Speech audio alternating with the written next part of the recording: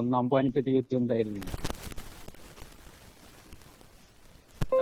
മാറാട് കലാപം അല്ല അതൊന്നും മാറാട് കലാപം അല്ല, ഇവൻ ഇവൻ എന്താ ചോദിക്കുന്നത്?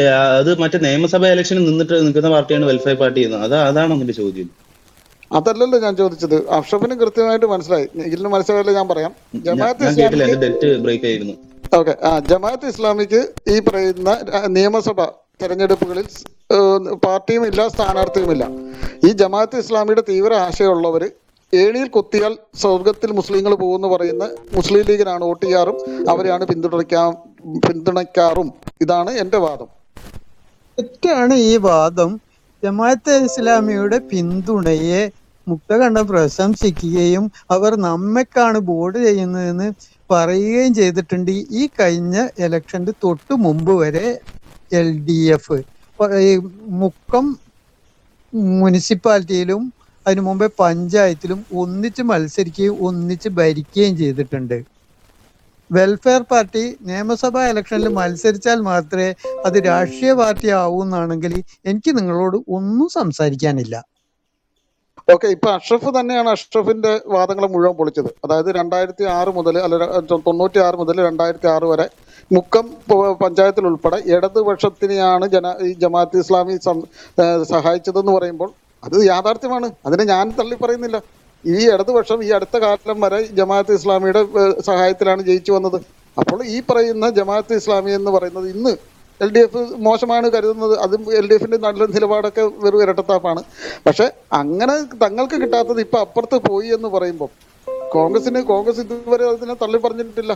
ആരുടെ വോട്ടും മേടിച്ചിട്ട് ഞങ്ങൾ ജയിക്കുമെന്ന് പറയുന്നവരാണ് ഇപ്പോഴും ഈ പറയുന്ന കോൺഗ്രസ്സുകാർ. അപ്പൊ അവര് സ്വാഭാവികമായിട്ടും ജമാഅത്ത് ഇസ്ലാമിയുടെ പിന്തുണ ഇപ്പം സ്വീകരിച്ചിരിക്കുകയാണ്. അതാണ് ഇടതുപക്ഷം പറയുന്നത്. ഇന്നലെ വരെ ഞങ്ങൾ ഇടതുപക്ഷം അത് സ്വീകരിച്ചു, അതുകൊണ്ട് ഇപ്പം ഞങ്ങൾക്ക് അവർ തരുന്നില്ല, അവരാണ്ട് കോൺഗ്രസിന് കൊണ്ട് കൊടുക്കുന്നതെന്ന് പറഞ്ഞാണ് ഈ പറയുന്ന ഇടതുപക്ഷത്തിന്റെ കരച്ചില്. ഞങ്ങൾക്കിത് രണ്ടും പ്രശ്നമാണ്. ജമാഅത്ത് ഇസ്ലാമി എന്ന് പറയുന്ന ബംഗ്ലാദേശിൽ ഹിന്ദുക്കളെ കൂട്ടക്കൊല ചെയ്യുന്ന, ന്യൂനപക്ഷങ്ങളെ കൂട്ടക്കൊല ചെയ്യുന്ന ആ പാർട്ടി കേരളത്തിൽ ഈ പറയുന്ന ഇപ്പം കോൺഗ്രസിനൊപ്പമായിരുന്നു, മുൻപ് ഇടതുപക്ഷത്തിനൊപ്പമായിരുന്നു എന്നുള്ളത് ഇവിടുത്തെ ജനങ്ങൾ തിരിച്ചറിയണം. അപ്പോൾ ഏറ്റവും ഈ ജനങ്ങൾ മനസ്സിലാക്കേണ്ടത് ഇന്ന് അവർ കോൺഗ്രസിനോടൊപ്പമാണ്. അതുകൊണ്ട് ആ ജമാഅത്ത് ഇസ്ലാമിയുടെ ആശയം ആഭ്യന്തര വകുപ്പിൽ ഉൾപ്പെടെ നടപ്പാക്കാനായിട്ട് ഈ കോൺഗ്രസിന് വേണ്ടിയിട്ട് പ്രവർത്തിക്കണമെന്നുള്ളത് ഓരോ കോൺഗ്രസ്സുകാരനും ആലോചിക്കണം. ഇത്രയും നമ്മൾ പറയുന്നുള്ളൂ. അവിടെ CPM-ന്റെ ഒപ്പം ആയിരുന്ന സമയത്ത് ജമാഅത്തെ ഇസ്ലാമി ആയിരുന്നു. അഷ്റഫ് ഒരു മിനിറ്റ്. അഷ്റഫ് ഇസ്മായിൽ എന്ന് പറഞ്ഞൊരു ID കയറുന്നു. അദ്ദേഹം എന്ത് പറയുന്നുണ്ടോ? ഫിറോസ് എന്ത് പറയുന്നുണ്ടോ? അത് സംസാരിക്കാത്തവരല്ലേ? ഞാൻ പറഞ്ഞോട്ടെ.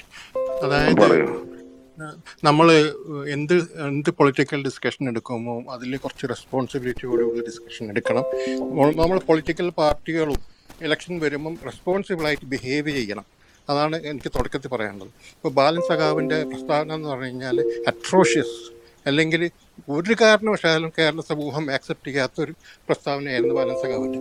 അപ്പോൾ അതിന് ഇപ്പോൾ CPM-ന് കാര്യമായ ബാക്ക് ഫയർ ചെയ്യുന്നുള്ളത് തീർച്ചയാണ് ഒന്നാമത്തെ.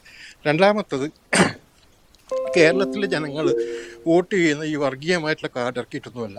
ഈ കഴിഞ്ഞ പഞ്ചായത്ത് ഇലക്ഷൻ കണ്ടു കഴിഞ്ഞാൽ നമ്മൾ തീരെ പ്രതീക്ഷിക്കാത്ത വിധത്തിലുള്ള സെറ്റ് ബാക്ക് കിട്ടിയിട്ടുള്ളത് മലബാറിൽ മാത്രമല്ല, കൊല്ലത്ത് കിട്ടി, കോട്ടയം കിട്ടി, ഇടുക്കിയിൽ കിട്ടി, എറണാകുളം ജില്ലയിൽ കിട്ടി. അതായത് ഇടതുപക്ഷത്തിന് വലിയ സെറ്റ് ബാക്ക് ഉണ്ടാക്കിയത് എക്രോസ് കേരളയാണ്. അപ്പോൾ കേരളത്തിലെ ജനങ്ങൾക്ക് ഈ വിഭാഗീയത ഇഷ്ടപ്പെടുന്നില്ല എന്നുള്ളത് തീർച്ചയാണ്. നമ്മളിതിൽ ഏറ്റവും ശ്രദ്ധിക്കേണ്ട ഒരു കാര്യം, ഇപ്പോൾ ഈ അടുത്ത് കഴിഞ്ഞ് ന്യൂയോർക്ക് ഇലക്ഷൻ നടന്നല്ലോ, അവിടുത്തെ മേയർ ഇലക്ഷൻ.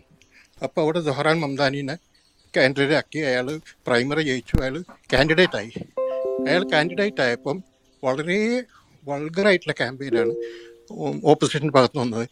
കൂടുതലും വർഗീയമായിട്ടുള്ള ക്യാമ്പയിനാണ്. പക്ഷേ പുള്ളി അത് കംപ്ലീറ്റ് നെഗേറ്റ് ചെയ്തു. അതിനെപ്പറ്റി